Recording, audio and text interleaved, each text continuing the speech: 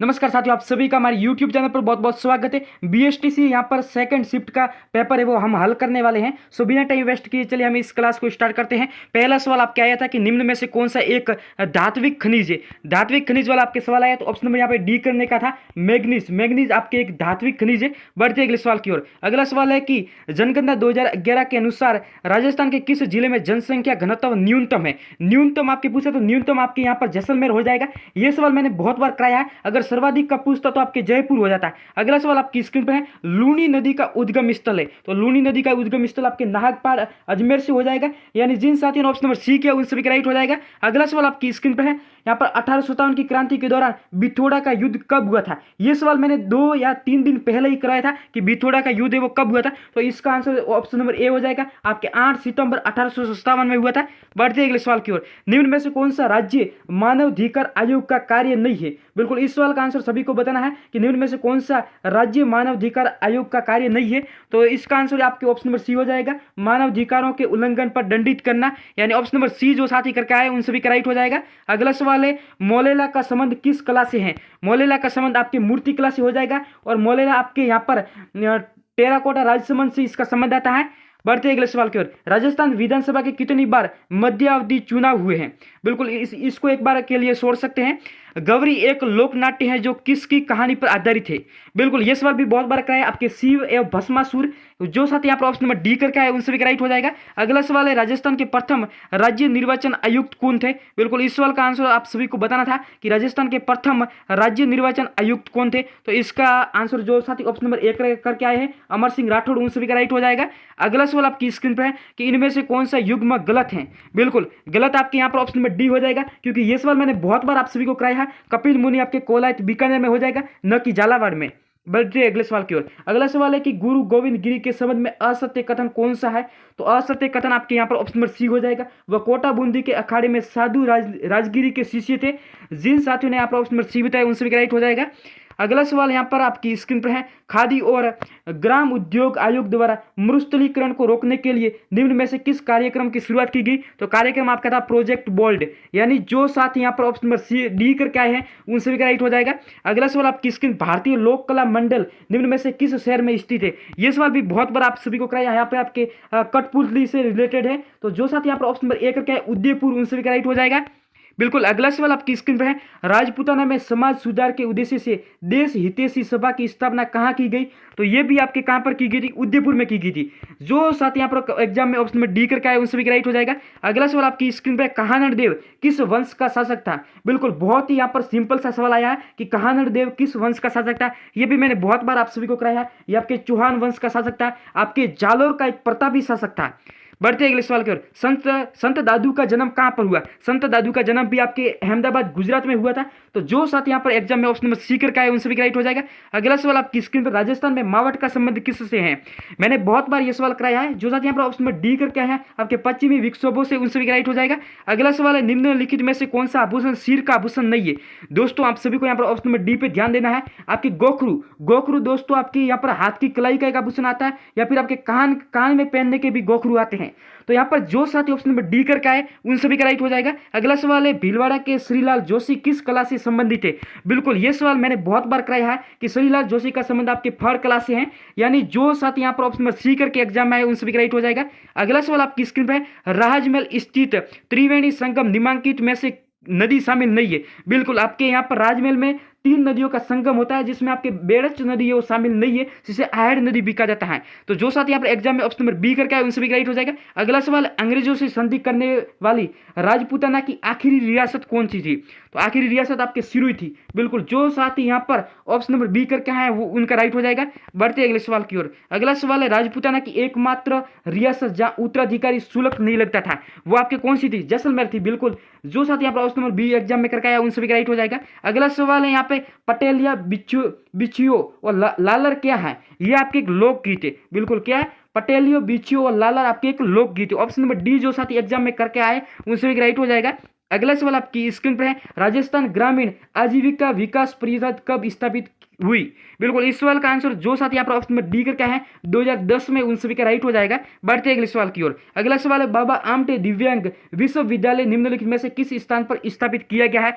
ये तो आप सभी को मैंने जेल प्रेरी का एग्जाम हुआ था तब मैंने आप सभी को यहाँ पर करंट अफेयर्स में ये सवाल पढ़ाया था और आज ये सवाल आपके यहाँ पर बीएसटीसी में देखने के लिए मिला है सेकंड शिफ्ट में।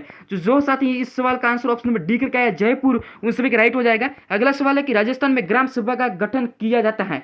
बिल्कुल इस सवाल का आंसर जो साथ यहाँ पर ऑप्शन में डी क्या है पंचायत क्षेत्र के गांवों में आने वाले पंजीकृत मतदाताओं से, उन सभी का पर बिल्कुल ही राइट हो जाएगा। बढ़ते अगले सवाल की ओर। अगला सवाल है कि भानगढ़ के संबंध में निम्नलिखित कथनों पर विचार कीजिए। भानगढ़ सरिस्का वन्यजीव अभ्यारण्य में 50 किलोमीटर दूर स्थित है। इसका निर्माण माधव सिंह ने करवाया था।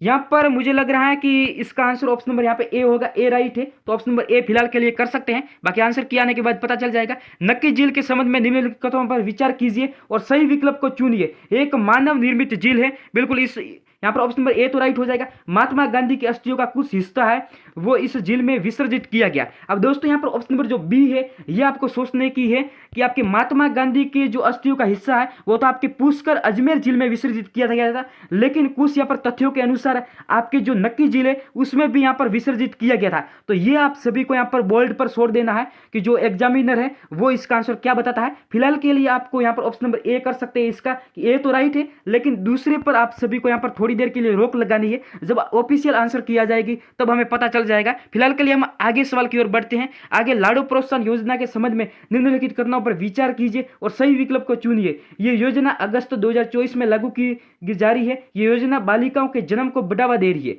देखो अगर मैं आप सभी को बताऊं कि लाडू प्रोत्साहन योजना तो आपके 2024 में अगस्त में लागू की गई थी, ये बात आपके बिल्कुल राइट है, यानी ऑप्शन नंबर ए तो बिल्कुल राइट हो जाएगा।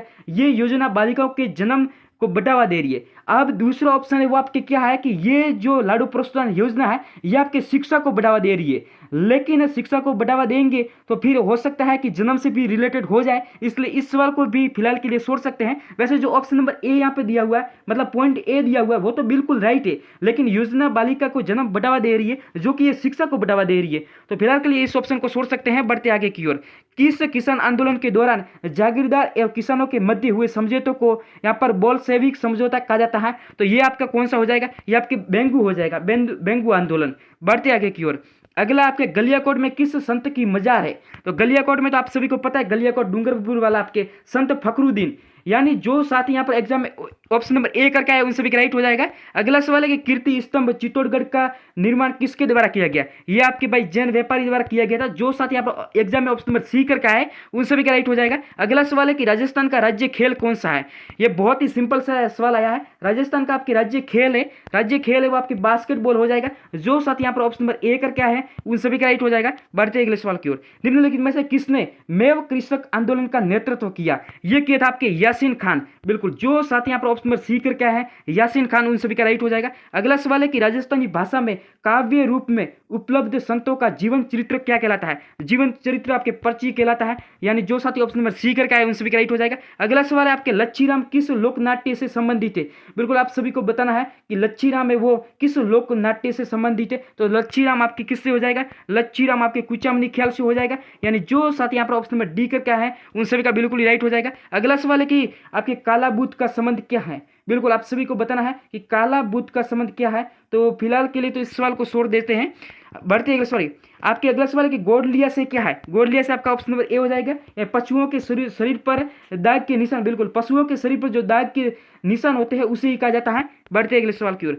यहाँ पर गणगौर का त्योहार निम्न में से किससे संबंधित है। कि गणगौर का त्योहार आपके शिव पार्वती से है, जो कि मैंने यहाँ पर क्लास में भी बहुत बार आप सभी को कराया है। अगला सवाल है राजस्थान सरकार की आर्थिक समीक्षा 2024-25 के अनुसार यहाँ पर निम्नलिखित में से किस जिले में सबसे घरेलू पर्यटक आए हैं। घरेलू पर्यटक तो आपके जयपुर में आएंगे। जो साथ यहाँ पर ऑप्शन नंबर ए क्या है ये बिल्कुल राइट हो जाएगा। अगला सवाल है कि निम्नलिखित में से किसकी नियुक्ति राज्यपाल द्वारा नहीं की जाती है। तो राज्यपाल आपके यहाँ पर उच्च न्यायालय के मुख्य न्यायाधीश की नियुक्ति नहीं करता है, तो फिर कौन करता है। तो उच्च न्यायालय के मुख्य न्यायाधीश की नियुक्ति आपके राष्ट्रपति करता है। अगला सवाल है कि ताला बेसाई झील निम्नलिखित में से किस स्थान पर है, तो ये आपके भाई हो जाएगा धौलपुर में। बिल्कुल, ये सवाल भी मैंने यहाँ पर क्लास में बहुत बार कराया है, तो यहाँ पर जो साथी ऑप्शन नंबर ए करके आए उन सभी का राइट हो जाएगा। अगला सवाल है कि गौड़वाड़ सर्किट में शामिल क्षेत्र है, बिल्कुल आप सभी को बताना है। तो गौड़वाड़ क्षेत्र का आपको यहाँ पर जालोर और जो सिरोही वाला जिला आपके पाली, जालोर, फिर सिरोही, ये सब आ जाता है। तो जो साथ यहाँ पर ऑप्शन नंबर बी करके आए उन सभी का राइट हो जाएगा। अगर इस सवाल का आंसर किसी को स्टूडेंट को नहीं आ रहा होता फिर भी वो यहाँ पर जालोर को देख के भी सही कर सकता था। अगला सवाल है कि राजस्थान सरकार द्वारा पर्यटन को उद्योग का दर्जा कब दिया गया, तो पर्यटन को उद्योग का दर्जा आपके यहाँ पर ऑप्शन नंबर बी हो जाएगा, आपके 1989 में दिया गया था। बढ़ते अगले सवाल की ओर। अगला सवाल है होली का त्योहार किस दिन मनाया जाता है, तो होली आपके फाल्गुन महीने में आती है, तो फाल्गुन माह की पूर्णिमा को आपके होली का त्योहार मनाया जाता है। अगला सवाल है कि शाही ट्रेन हेरिटेज ऑन व्हील्स की शुरुआत कब की गई, बिल्कुल इसकी शुरुआत आपके कब की थी, 2006 में की गई थी। यानी जो साथ यहाँ पर ऑप्शन नंबर सी बता रहे हैं फरवरी 2006, उन सभी का राइट हो जाएगा। अगला सवाल है कि गिद्दड़ नृत्य